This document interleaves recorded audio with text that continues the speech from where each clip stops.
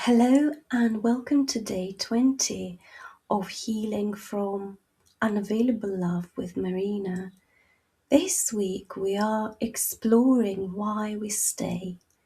We have spoken about abandonment, guilt and boundaries, fear and identity, investment, and the silent deals we make when we are too afraid to ask directly what we really want.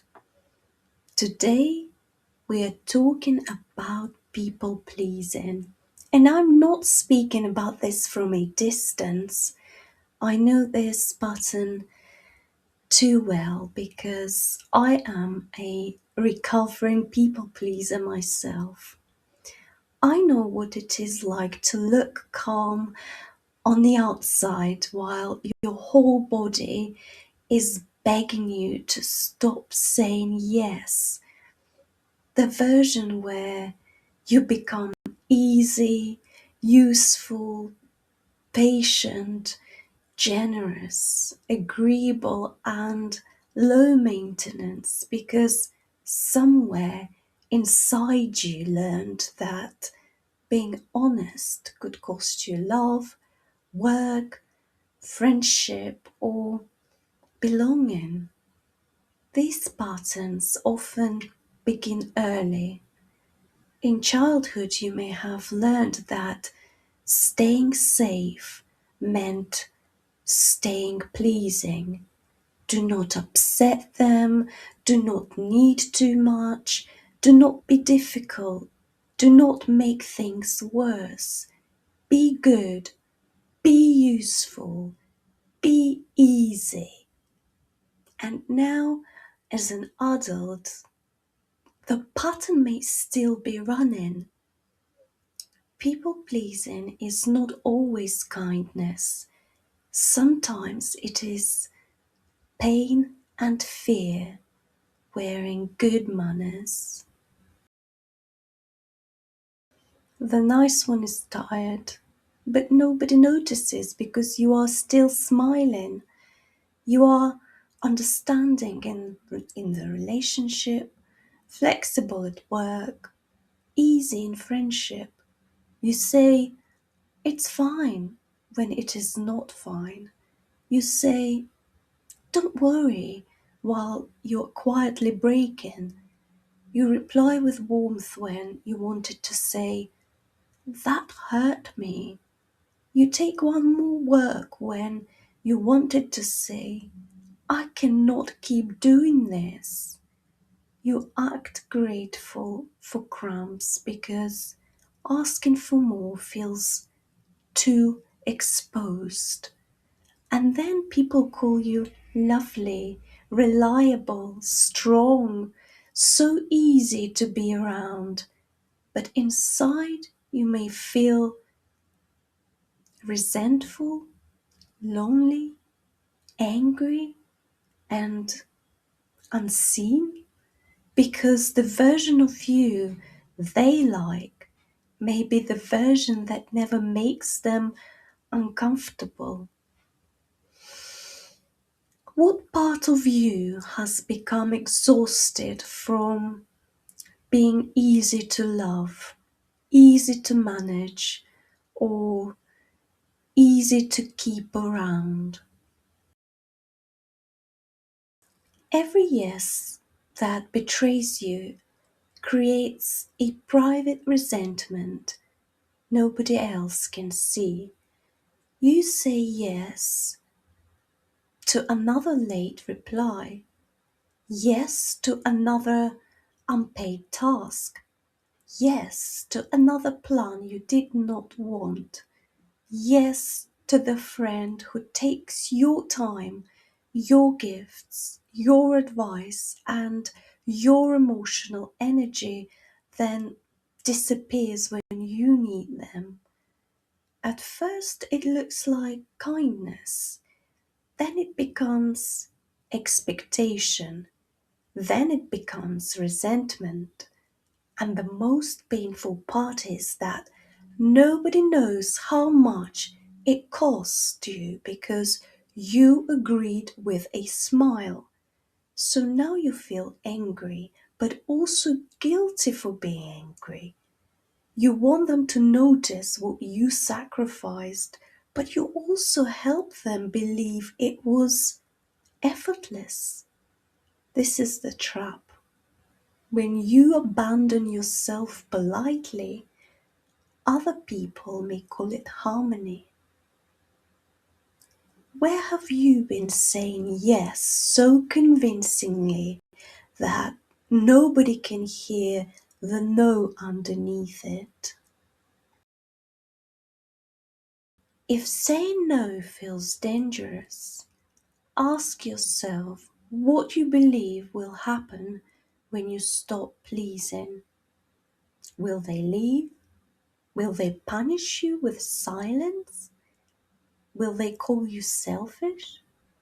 Will your manager decide you are difficult? Will your friend replace you with someone easier?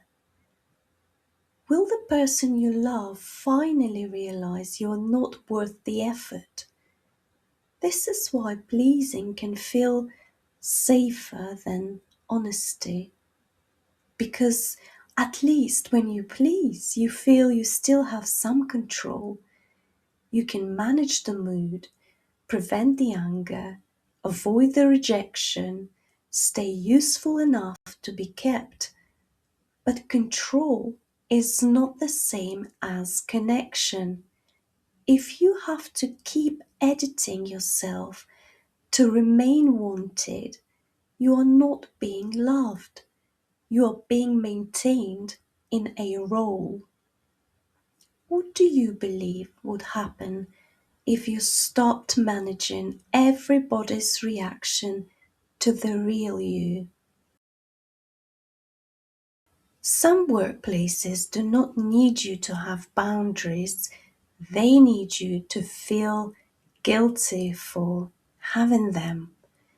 You answer after hours, you stay late, you cover gaps, you take on emotional labor, you say, I can help, even when you are already overloaded. And because you are competent, they keep coming back. At work, people pleasing can look like professionalism, team spirit, commitment, being a safe pair of hands. But if the workplace only values you when you are overextended, then it is not recognizing your worth. It is using your fear of disappointing people. And maybe the hardest part is this: you are not only afraid of losing the job, you are afraid of losing the identity of being needed. If you stopped proving your value through exhaustion, what are you afraid your workplace would finally think of you? The easy friend is often the loneliest person in the room. You remember birthdays, you bring the generous gift, you listen for hours, you adapt to everyone's schedule, you say it's okay when you have been excluded, ignored, or taken for granted. You do not want to be dramatic. You do not want to look needy. You do not want to ask, do I matter to you too? So you become convenient. And then you wonder why nobody checks on you. But if a friendship only works when you need nothing, say nothing, and absorb everything, is it friendship or is it access? Being easy should not be the price of being included. If you stopped being the easy friend, what truth about this friendship would become impossible to avoid? People pleasing has patterns. You may recognize yourself as the rock, the bridge, the pacifier, or the mirror, or the combination. The rock is the one who stays strong for everybody. You do not collapse, you do not ask for much. You become the person people lean on, even when you are exhausted. The bridge is the one who keeps relationships together.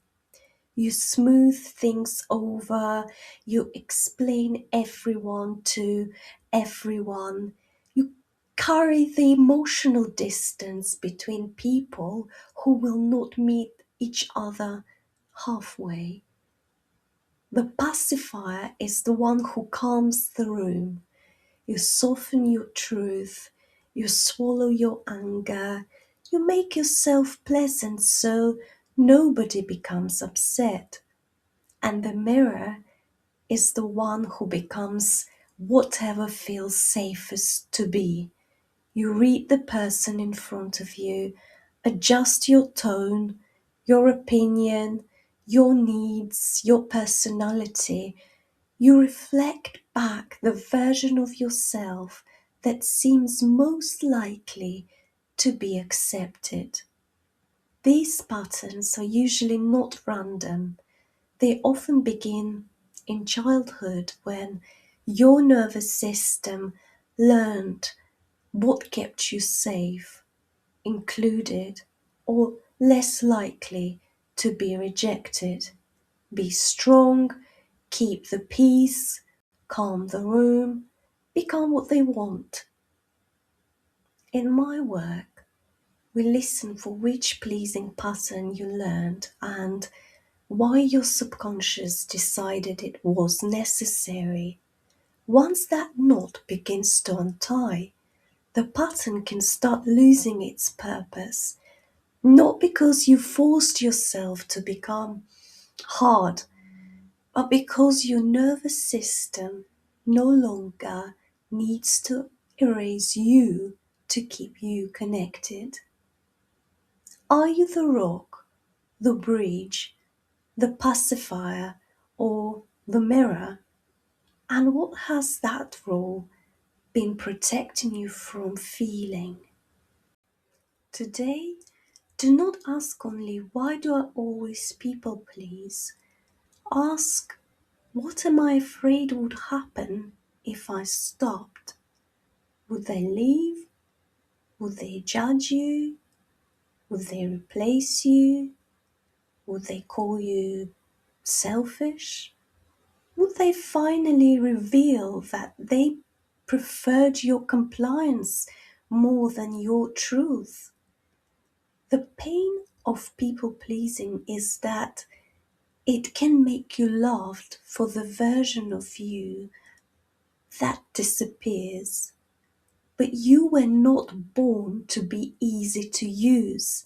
You were not born to keep everybody comfortable at the cost of your own well-being. And you do not have to keep confusing silence with kindness. After all the years you spent being pleasant enough to be kept, is it too late to heal and start over?